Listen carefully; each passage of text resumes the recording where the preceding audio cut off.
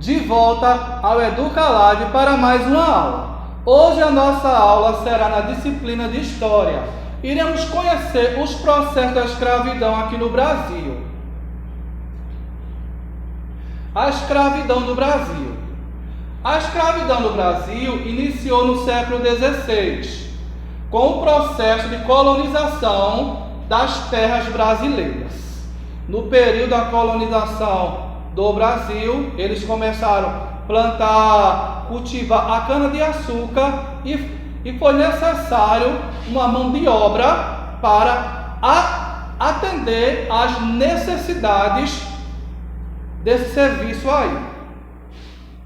Os portugueses passaram a cultivar cana-de-açúcar e para isso explorou a mão de obra escrava. Os colonizadores precisavam de um pessoal para trabalhar na produção da cana-de-açúcar. A ideia foi buscar africanos lá na África. Nós temos aqui o continente africano, alguns países que os africanos migraram para o nosso Brasil, como Congo, Angola, Moçambique. Os africanos foram trazidos para o Brasil para realizar trabalho forçado e sem pagamentos, mediante relação de subsistência e sob ameaças de violência. Eles vinham, faziam esse trajeto da África para o Brasil, praticamente forçados, e quando chegavam aqui, não tinham direito ao seu salário, ao seu pagamento. Aqui nós temos a imagem de um porão do navio negreiro, ou otumbeiros, como os africanos costumavam chamar. Porque para eles, a partir do momento que entrasse no tumbeiro, era morte. Aqui nós temos o porão, as condições de higiene não eram boas, na viagem era uma viagem péssima, cheia de problemas, alguns escravos adoeciam, outros morriam, e quando morriam era lançado no Oceano Atlântico, ou seja, uma viagem dura, uma viagem cruel, uma viagem muito difícil que eles faziam, e quando chegavam aqui, viviam em péssimas condições. Como era o valor do escravo? Como era que o escravo ele era valorizado aqui no nosso país? O valor dos escravos era determinado pelo sexo, idade e condição dos dentes, tal qual se avaliavam os animais na hora da compra. Eram feitos animais. Os senhores de engenhos ia lá, verificava aquele escravo, se ele tinha condições ótimas de saúde, se não era cego, se era novo, se era jovem, se era saudável. Quanto mais saudável fosse, mais o valor era maior. O preço dos escravos mais jovens, fortes e saudáveis, poderiam ser o dobro daqueles mais fracos e mais velhos. Homens e mulheres pertenciam aos donos de engenho. Eles podiam ser vendidos, doados, emprestados, alugados, hipotecados ou confiscados. Uma verdadeira mercadoria, um absurdo, uma crueldade, o tratamento que esses africanos tiveram aqui no nosso país. Quando chegavam às fazendas de açúcar ou nas minas de ouro, a partir do século XVIII, os escravos eram tratados da pior maneira possível. Trabalhavam excessivamente de sol a sol, recebiam uma alimentação precária e suas roupas eram trapos. Não tinham uma alimentação adequada, não tinha uma roupa adequada, não tinha salários, não tinha um lugar especial ou confortável para passar a sua noite para dormir, eles não tinham. À noite recolhia-se nas senzalas, que era o quê? Galpões escuro, úmido e com pouca higiene. Galpões escuro e com pouca higiene. Constantemente eram castigados fisicamente, sendo que o açoite era a punição mais comum no período do Brasil colonial. Ainda tinha essa questão. Serem castigados covardemente, cruelmente.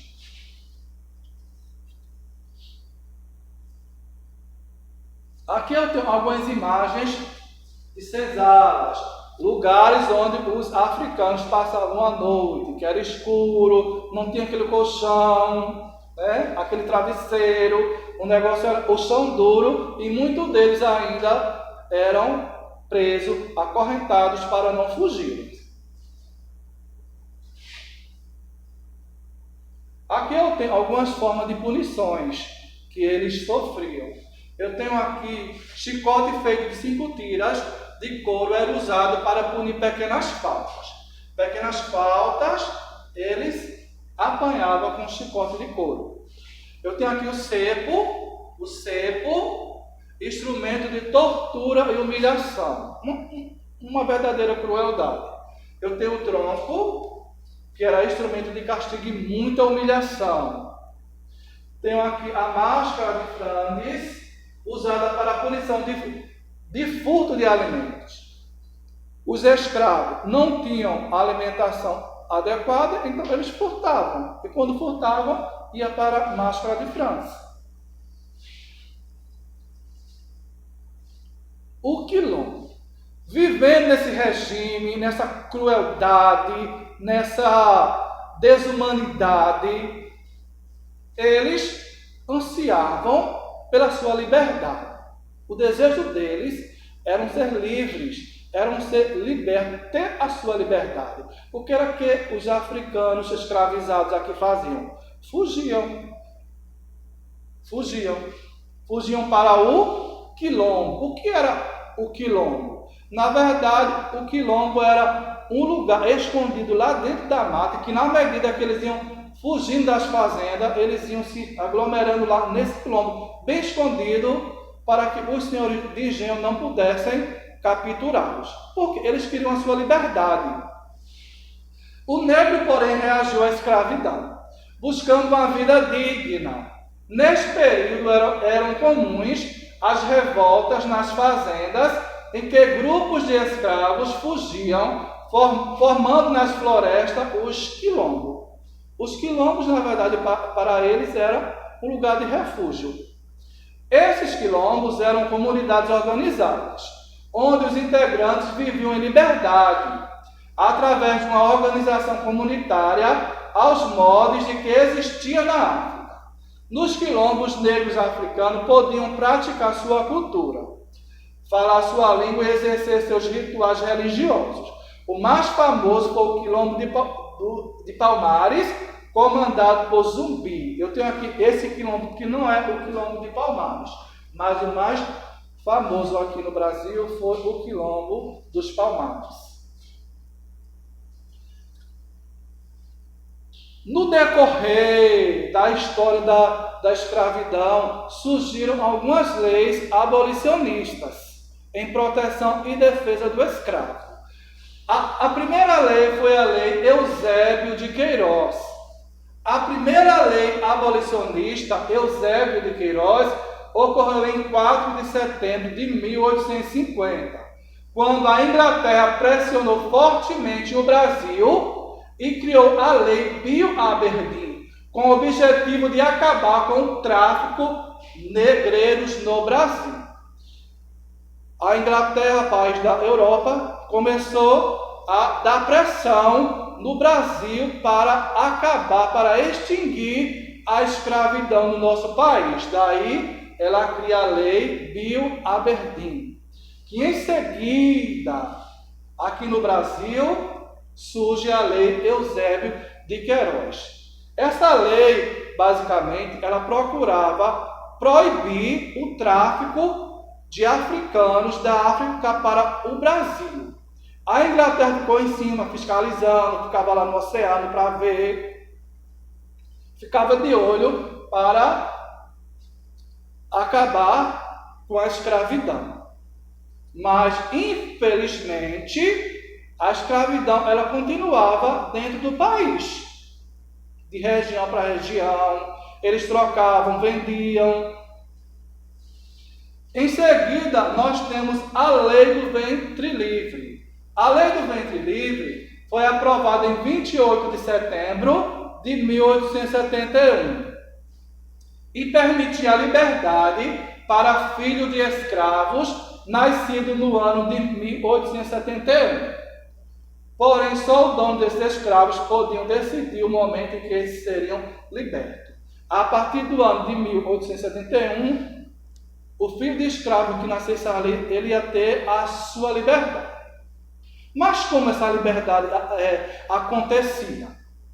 A criança dependia do pai e da mãe. A mãe e o pai estavam ali, engajados ali no trabalho, trabalhando de forma escrava ali. Então não tinha como esse filho ter liberdade. O filho terminava, dependendo da sua idade, fazendo parte daquela equipe de escravos e de trabalhadores. A terceira lei abolicionista, a lei dos sexagenários, como uma forma de retardar o avanço da abolição da escravidão no Brasil, os escravocratas criaram a lei dos sexagenários em 28 de setembro de 1875. 1885. A lei do sexagenário permitia a liberdade para escravo a partir dos 60 anos. Depois dos 60 anos, vem os problemas de saúde, vem enfermidades. O escravo, ele não tinha o quê? Uma aposentadoria, um plano de saúde. Era muito complicado. Continuava uma vida escrava, dependente. A Lei Áurea. A Lei Áurea, lei número 3.353, foi sancionada pela princesa Dona Isabel, filha de Dom Pedro II, no dia 13 de maio de 1888. 13 de maio de 1888 foi a Lei Áurea, foi sancionada. A lei concedeu liberdade total aos escravos que ainda existiam no Brasil. Um pouco mais de 700 mil, abolindo a escravidão no Brasil. A Lei Áurea foi a lei mais eficiente. Muito importante na história da escravidão do Brasil. Uma lei que, em boa parte, acabou com a escravidão no Brasil.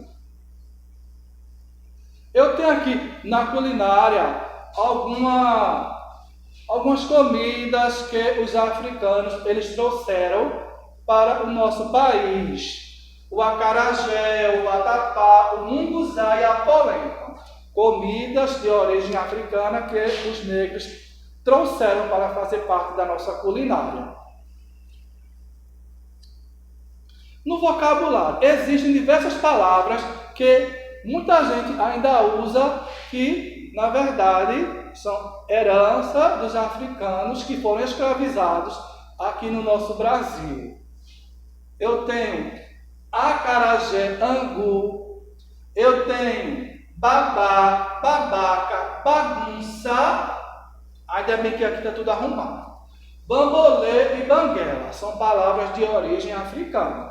Cachaça, cafuné, caçula, caatinga, catinga, caçamba, caçula, dengo, dengoso, dendê, farofa, fubá, fofoca, fuá, fuleiro, fungá e fuxico. Galalau, garapa e gandaia, inhame, jabá, jagunço e jererê. Lapada, maluco, mangá, manha, matuto, mingau e moleque. Neném, pamonha, pinga, pirão, que bebe, quitanda e quitute. Uma coisa que chama muito a atenção, algumas comidas como canjica pamonha, que tem a origem dos negros africanos aqui no Brasil, que são usadas nas festividades juninas, mas que na verdade vem lá do período colonial, imperial, ok? Segue uma atividade para vocês aí em casa. A primeira questão, escreva sobre os escravos. Letra A, de onde vinham? Que país vinham essas pessoas? Como viajavam? Qual foi o transporte que traziam os africanos para o Brasil, para viver escravos aqui no Brasil? Qual tipo de transporte? Onde moravam? Como eram chamadas as suas moradas? Onde eles passavam a noite, ali naquele lugar escuro, sem colchão, sem travesseiro, sem praticamente nada. Em que trabalhavam? Como eram tratados? A segunda questão, complete as frases.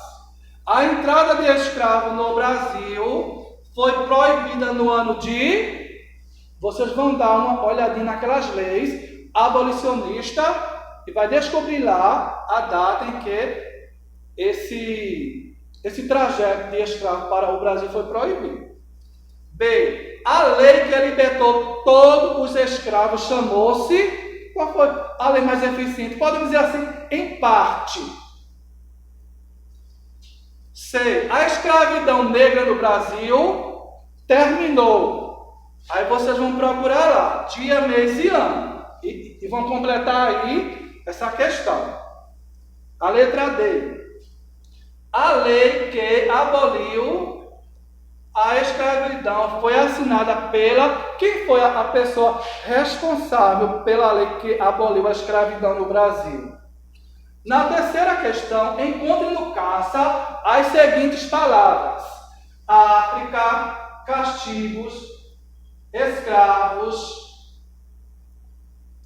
justiça, Israel, lei, Palmares, liberdade, quilombos, senzala e zumbi. Vocês vão procurar aqui no caça essas palavras e vão circular, ok?